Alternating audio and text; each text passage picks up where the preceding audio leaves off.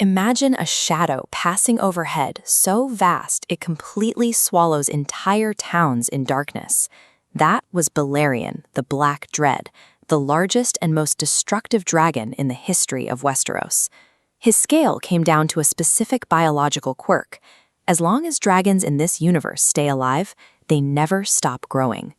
This schematic shows a baseline for pop culture fantasy. A Skyrim dragon is roughly twice the size of a human.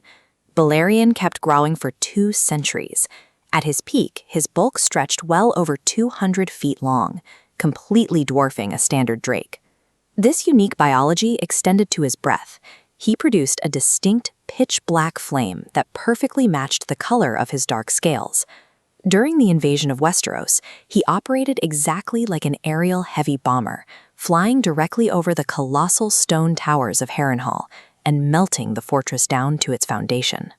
Aegon secured the conquest of an entire continent through the singular, overwhelming presence of this biological superweapon. Balerion's significance extended beyond his capacity for destruction. His lifespan stretched for nearly 200 years. That long lifespan means he hatched long before the apocalyptic doom wiped out his homeland. Balerion was the absolute last living creature on Earth with a physical memory of the Valyrian freehold in its prime.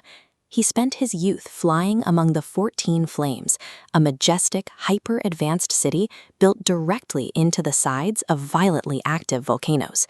This diagram shows the political hierarchy of that ancient empire. The Targaryens actually sat near the very bottom of the dragon-riding families.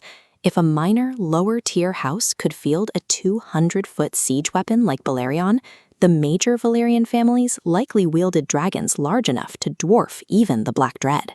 Late in his life, long after the conquest of Westeros, a young Targaryen princess named Arya claimed the aging dragon as her mount. Dragons in this universe are not mindless beasts. They possess deep memory and an intelligence roughly on par with a human. So when Arya took off for what should have been a quick local flight, the pair didn't tour Westeros. They completely vanished across the narrow sea.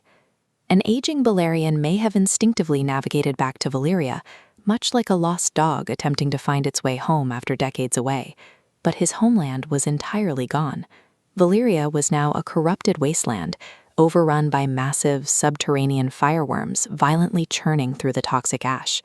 Balerion found himself in a desperate defensive fight against a nightmare ecosystem. He suffered deep, bloody gashes just trying to keep the little girl on his back safe. They eventually dragged themselves back to Westeros.